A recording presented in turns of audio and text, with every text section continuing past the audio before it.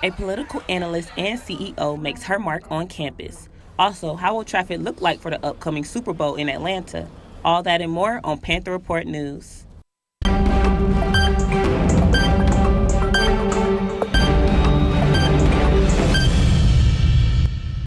Hello and welcome to Panther Report News. I'm Kara Nelson. And I'm Tyrik Wynn. We have new details about the student that jumped from the 5th floor balcony of Piedmont North last week after smoking a synthetic marijuana called Spice.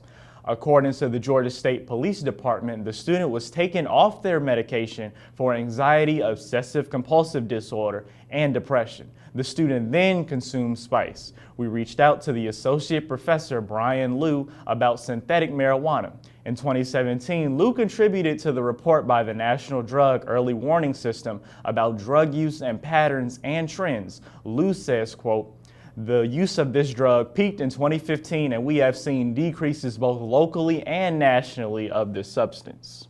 GSU PD classifies this incident to be an attempted suicide. We at Panther Report News encourage anyone who feels suicidal or is coping with mental illness to reach out to the suicide hotline or talk to someone. The Counseling and Testing Center on campus offers counseling services free of charge. Official ceremony is only supposed to be an hour and a half, so people aren't like melting from the heat, and then they have the rest of the day to spend with their families. And also pictures are better in the morning than in the evening. A few commencement dates starts to trickle in as students prepare to graduate this semester. At SGA's Atlanta Senate meeting, Senator Kirsten Nicholson announced the commencement date for the PhD holding ceremony set for May 6th. Bachelor ceremonies will follow from May 8th and 9th at the Georgia State Stadium in the morning. Nicholson says to be on the lookout for more information soon. Also at the meeting, students continue their demands after some SGA members, including President Patterson and Atlanta Executive Vice President Aisha Iqbal, accepted a trip to Israel. Those demands have not been met. It's a direct contradiction to say that the SGA has remained nonpartisan, yet accepted funding for this trip. By accepting funding for an organization that clearly states it is opposed to pro-Palestinian and pro-BDS activity on American college campuses, the SGA blatantly took a side on this issue. We are just days away from Super Bowl 53 and over 1 million more people are expected to be in the city next week. If you think Atlanta traffic is already a hassle, commuters, you should plan ahead after new details we received by GSU PD. Until February 7th, students can expect several traffic delays on the interstate, several streets, and access points to get to Georgia State.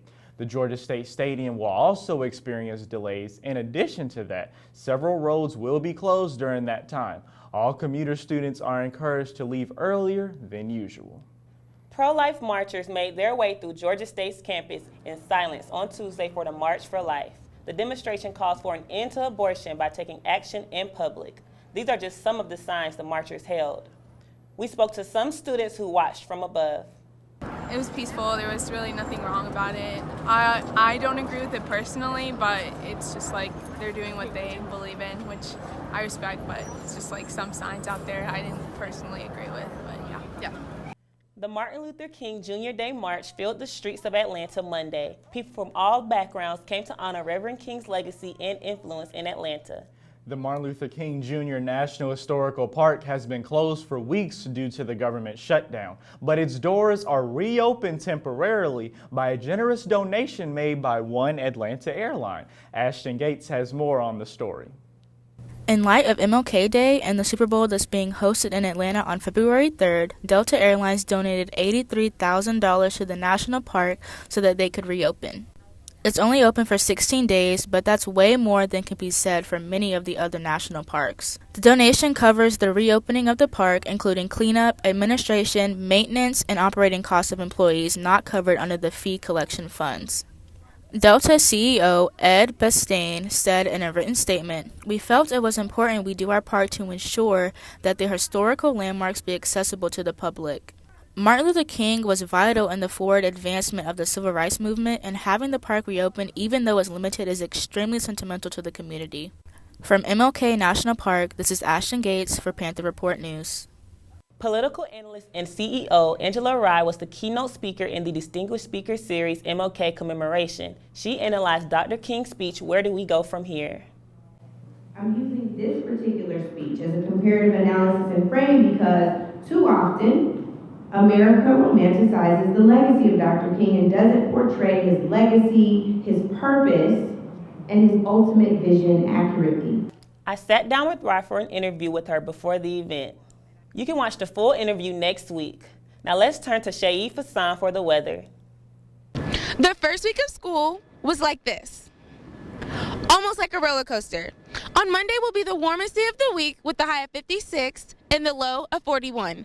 Tuesday will be the high of 46 with the low of 21. Tuesday will be 40% chance rain.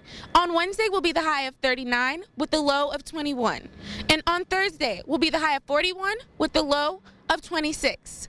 Friday, it's just getting colder. It's going to be the high of 42 with the low of 27.